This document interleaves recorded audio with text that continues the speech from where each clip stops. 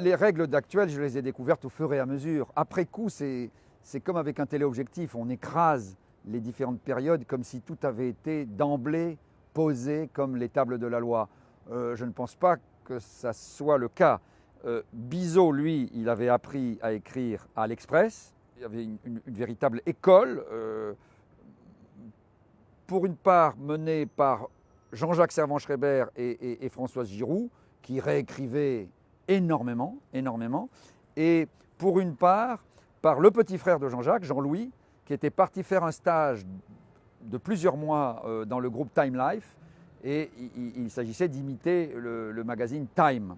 Et là, les règles, c'était de faire le mur, de mettre, parce que ce n'était pas le cas dans les autres journaux, on fait le mur, c'est-à-dire qu'on met toutes les pages en petit, n'est-ce pas, enfin plus ou moins petit au mur, pour pouvoir décider de l'esthétique générale, du mouvement, est-ce que c'est harmonieux ou pas.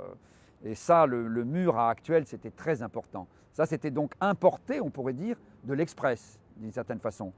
Par ailleurs, des gens comme Patrick Rambaud étaient déjà des écrivains. Rambaud, il avait connu Marcel Duchamp, il avait connu, non pas Picabia lui-même, mais la veuve de Picabia, et il se voulait au début surréaliste, mais c'était quelqu'un qui était branché sur l'écriture. Et c'est pas pour rien si Patrick Rambaud a été le plus grand rewriter d'Actuel. Et ça le fatiguait d'ailleurs à la fin. Moi, j'avais fait des études pour devenir journaliste, mais je ne savais évidemment pas écrire. Je donnais un article sur l'antipsychiatrie ou sur les communautés rurales dans les Pyrénées. Et j'attendais impatient de savoir, j'étais pigiste simplement au début, impatient de savoir si mon article allait paraître.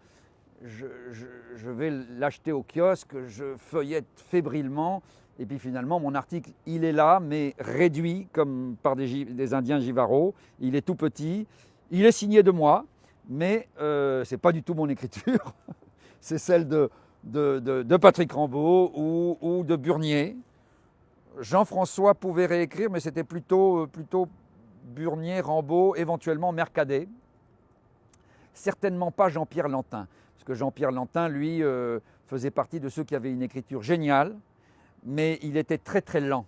Il lui fallait des jours et des jours avant de pouvoir démarrer un article. Non, mais la gâchette la plus rapide de l'Ouest, c'était Patrick Rambaud. Alors ça fait partie des règles que je découvre moi en arrivant. Et après, il y a des règles toutes simples d'écriture, comme celles qu'on cite à propos du canard enchaîné. Pas d'adjectif, utiliser le moins possible le verbe avoir, le verbe être, le verbe faire, trouver des verbes dynamiques, des verbes d'action. Et un bon verbe d'action remplace une longue phrase. Et donc, moi, on m'a beaucoup coupé d'adjectifs, d'adverbes, des adverbes, énormément. Je mettais des adverbes partout. Et si je me laisse aller, j'en mets encore. Mais ensuite, il y a des règles que nous avons, en quelque sorte, découvertes ensemble, à partir du moment où on a commencé à devenir grand reporter un peu dans le monde entier. Parce que là, il me semble qu'un intellectuel collectif s'est mis en place et que des règles ont émergé de façon spontanée, on pourrait dire, enfin dans l'action. Alors, ces règles, c'est que, bon, alors, avant de partir en reportage, évidemment, on se fait de la doc. Alors maintenant, avec Internet, on se fait de la doc très facilement. À l'époque, il fallait aller à l'Express, encore l'Express, parce qu'ils avaient une doc extraordinaire. Tous les sous-sols, des kilomètres de sous-sols, avec tous les journaux découpés en fiches. Et là, on se faisait une doc formidable. Bon, alors, j'oublie une chose essentielle, c'est qu'avant de partir en reportage, il faut avoir convaincu les copains qu'il y a une histoire géniale à raconter quelque part dans le monde. Et pas simplement un thème du genre les aborigènes d'Australie mènent en ce moment une lutte pour récupérer leurs terres ancestrales. Non, mais ça, c'est pas... Non, il faut un héros à cette histoire, ou un personnage, il faut un décor, il faut un scénario. Donc, si tu as un bon scénario, quelque part, il faut convaincre le comité de rédaction que ça va être une histoire géniale. Bon, une fois que tu as le feu vert, tu vas faire la doc et tu pars. Et en général, ce n'est pas l'histoire prévue que tu vas trouver. est-ce qu'on a eu de la chance ou est-ce que c'est la réalité? Moi, je pense que c'est plutôt la réalité qui est comme ça. Si tu pars vraiment avec beaucoup de curiosité, d'enthousiasme, de passion même, sur un terrain quelconque, la réalité est plus forte que la fiction que tu t'es racontée à son sujet. À condition de pouvoir y rester un certain temps, à condition de se plonger corps et âme dans dans l'histoire en question, qui va finalement être une autre histoire. Et souvent, elle va se dégager plutôt en fin de reportage. Parce qu'au début, tu peux être déçu, tu peux te cogner à des gens qui ne sont pas là, des adresses qui ne fonctionnent pas, des contacts bidons, des gens pas intéressants. Et en s'accrochant un peu, alors il y a certains adjuvants, mais pas forcément. Pas forcément. On peut rester à jeun tout le long et ça marche très très bien.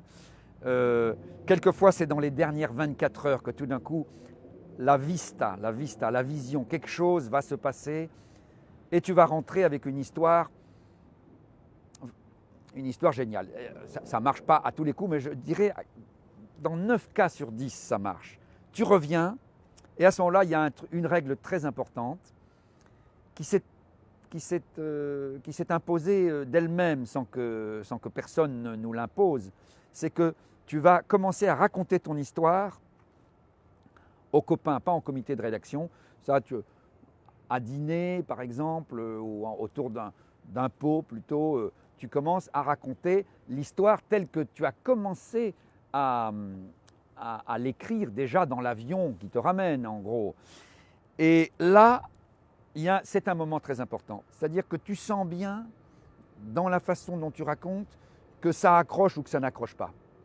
Et que peut-être tu as oublié de dire quelque chose d'abord qui rend l'histoire compréhensible, sinon ils ne comprennent rien. Si tu dis, ah oui, mais attendez, là-bas, il faut que vous compreniez que, je sais pas, que ce sont les femmes qui possèdent plusieurs hommes, je ne sais pas, admettons. Et à ce moment-là, se met en place, se structure un récit un peu collectif. Parce que les copains disent, mais c'est par ça qu'il faut que tu commences, c'est par ça qu'il faut que tu commences. Et il ne faut pas tout raconter, il faut en garder dans la manche. Si le truc est amorcé, à ce moment-là, tu peux aller à ta machine. Longtemps, pour nous, ça a été des machines à écrire ou même des stylos, parce que Bizot, Adoré et Burnier, les deux leaders, les deux chefs pendant la période cruciale, avaient des stylos à pompe, avec des encres de couleurs différentes. Et on avait tendance au début un peu à les imiter. Pas tellement Patrick Rambaud. Patrick Rambaud avait sa petite Remington. Moi, j'avais mon Hermès Baby. Mercadet avait également sa Remington. Enfin bon, bref.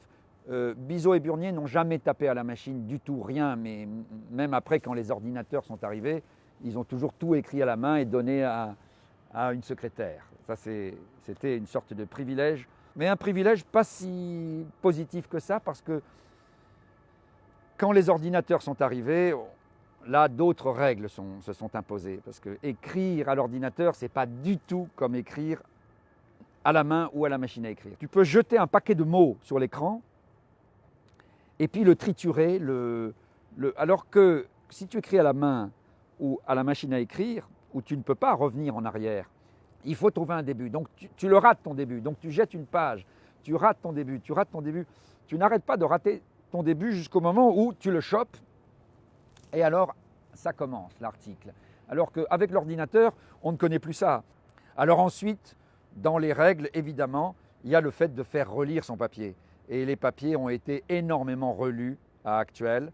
Avant même de le donner à Bizot ou Burnier, on le donnait à l'un ou l'autre d'entre nous. Léon Mercadet, qui était plus rapide que moi, qui était à Actuel quand j'y suis arrivé, mais qui a été vite mon frère d'écriture, lui pouvait, comme ça, sous mes yeux, faire ce que Bizot faisait de manière excellente, c'est-à-dire que tu lui donnes ta copie, puis il est là, et puis hop, il te barre une phrase, il te barre 2 mots, il prend un paragraphe, il le met devant.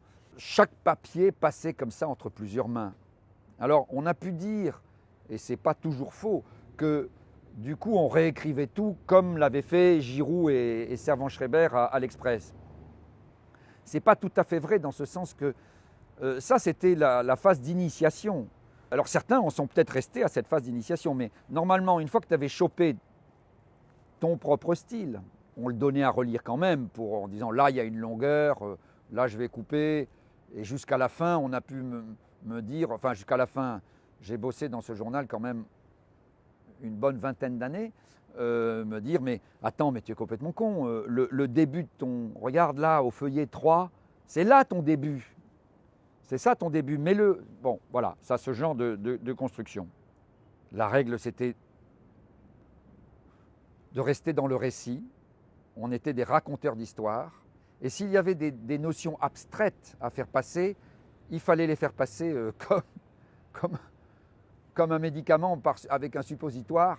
Il fallait les faire passer dans du récit. De temps en temps, on peut, quelqu'un comme Frédéric Joignot, par exemple, qui tenait au début, quand il est arrivé en 1979-80, la rubrique Idées fortes, et qui adore les idées fortes, il continue à faire ça au Monde aujourd'hui, lui pouvait de temps en temps faire plusieurs paragraphes sur des notions un peu abstraites. Mais en principe, non, pas d'abstraction, ce n'est pas notre métier. C'est pas notre métier. Je me revois sortant de chez le sociologue Henri Lefebvre, sociologue d'extrême gauche, spécialiste de l'urbanisme, des choses comme ça, qui avait beaucoup fréquenté Sartre et Beauvoir pendant la guerre. Et j'avais essayé, j'étais tout jeune encore, et j'avais essayé de poser des questions intello à ce grand intellectuel. Et en sortant, Bizot m'avait dit, joue pas à ça. Joue pas à ça, ils sont plus forts que nous, là, tu te feras mais mener par le bout du nez. Non, non, pose des questions concrètes. Emmerde-le avec des questions concrètes. N'essaie pas de combattre sur son terrain de philosophe, par exemple. Voilà, quelques règles. Il y en a sans doute d'autres.